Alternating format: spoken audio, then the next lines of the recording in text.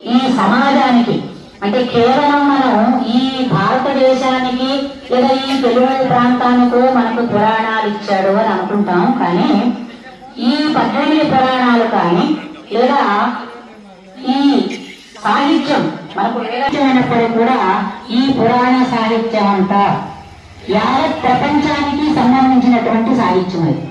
అంటే వాళ్ళ కేవలం భారతదేశం వాళ్ళే వినాలా, మనమే వినాలి, తెలుగు వాళ్ళే వినాలి, తెలుగు ప్రాంతం వాళ్ళే వినాలి అనేటువంటిది లేదు. ఎందుకంటే పురాణాలన్నీ తీసుకున్నా, కావ్యాలు తీసుకున్నా, ఇతిహాసాలు తీసుకున్నా అంటే మళ్ళీ ఇక్కడ మనందరికీ డౌట్ వస్తుంది.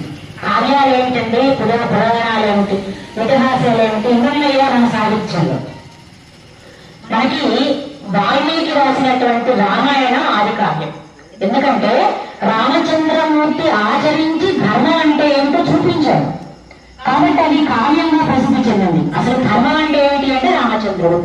అందుకని రాముడికి శత్రువైనటువంటి వారి ధర్మ, రాముడి దగ్గరికి వెళ్ళి రాముడిని మోసం చేసి మాయోపాయం చేత నమ్మిస్తే నేను సీతను ఎత్తుకొచ్చుకుంటా అన్నాడు రావణాసురుడు.